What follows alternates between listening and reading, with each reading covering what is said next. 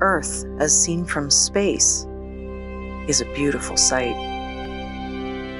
These amazing images of Earth are just one of the many benefits of space activities. Around 5,000 active satellites are currently orbiting Earth and providing tangible social, scientific, security, and economic benefits to billions of individuals all over the globe. This includes enhancing things that we rely upon on a daily basis, such as cell phones, the internet, electronic banking, navigation, weather forecasting, communications, news, and entertainment. Indeed, space systems applications are now so intimately woven into the fabric of our modern information society that many people take the continuity of these space-derived data and services for granted. Yet the ability to continue to provide these important benefits from outer space is now threatened by a number of challenges. The Earth's orbital space environment is a finite resource, and it's being used by an increasing number of space actors in potentially unsustainable ways. In the early days of the space age, the Earth's orbital environment posed only natural hazards to spacecraft operating there, such as space weather and impacts from meteoroids. However, in the decades that followed, more and more countries got involved in space, and the environment has become much more congested.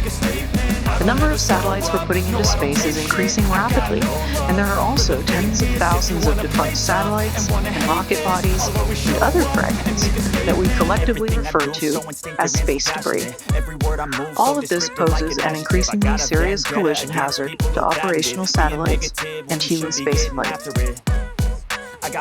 There are currently about 28,000 pieces of human-generated debris in Earth orbit larger than 10 centimeters in size, each of which could destroy an active satellite in a collision. Statistical modeling indicates there are an estimated 700,000 pieces of orbital debris between 1 to 10 centimeters in size that are largely untracked.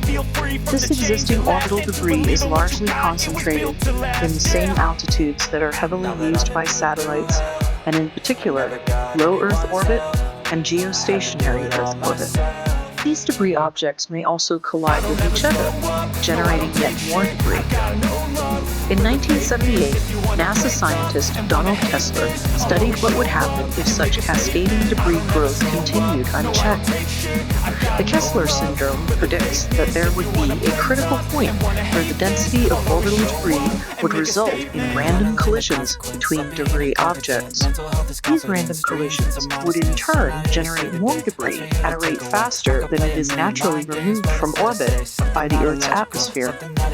Although this process takes place relatively slowly over decades or centuries, we are already seeing it impose a cost on space activities.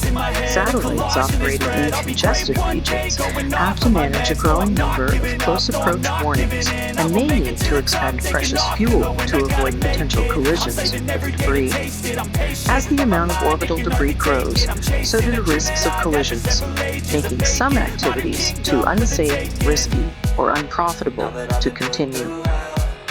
In the early days of the space age, the financial and technological barriers to becoming a space actor were very high. Only a few countries had the wherewithal to build their own satellites.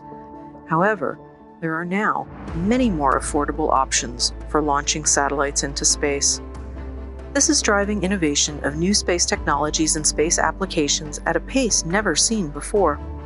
Together, these factors have led to an explosion of space activities all around the world. We are also seeing the emergence of space systems, with hundreds and even thousands of satellites.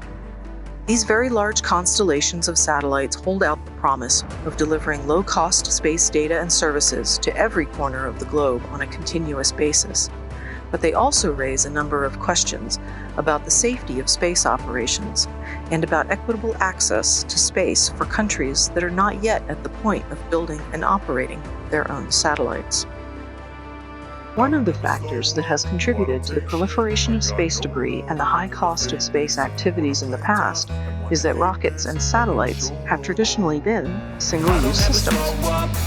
Unlike cars and planes, they don't get refueled or fixed when they break.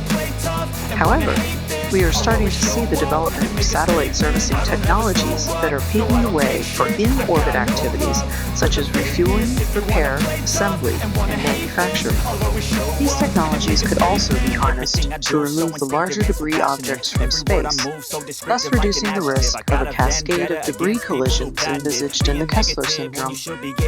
These technological capabilities will be foundational for a future space economy with the potential to benefit billions of people on Earth. Such a space economy will only be sustainable if we balance the opportunities and needs of the present users of space with the need to preserve the space environment for future generations. Space sustainability is addressing these challenges to ensure that the space environment remains suitable for exploration and use by the current and future generations of all countries.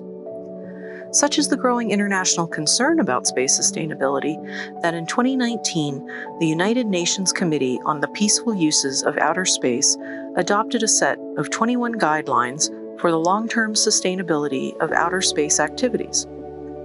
In the preamble to these guidelines, space sustainability is defined as the ability to maintain the conduct of space activities indefinitely into the future in a manner that realizes the objectives of equitable access to the benefits of the exploration and use of outer space for peaceful purposes, in order to meet the needs of the present generations while preserving the outer space environment for future generations. Meeting the challenges of space sustainability requires coordinated action at a global level from governments, industry, and civil society. It requires that we implement regulatory measures and other incentives to promote responsible behaviors in outer space, informed by principles similar to those that we already use to promote environmentally and socially responsible investment and development on Earth. In short, ensuring the sustainability of activities up there in space is foundational to ensuring our economic prosperity, peace, and sustainable development down here on Earth. The Secure World Foundation works with governments, industry, international organizations, and civil society to develop and promote ideas and actions to achieve the secure, sustainable, and peaceful uses of outer space that will benefit Earth and all its peoples. To find out more, visit swfound.org.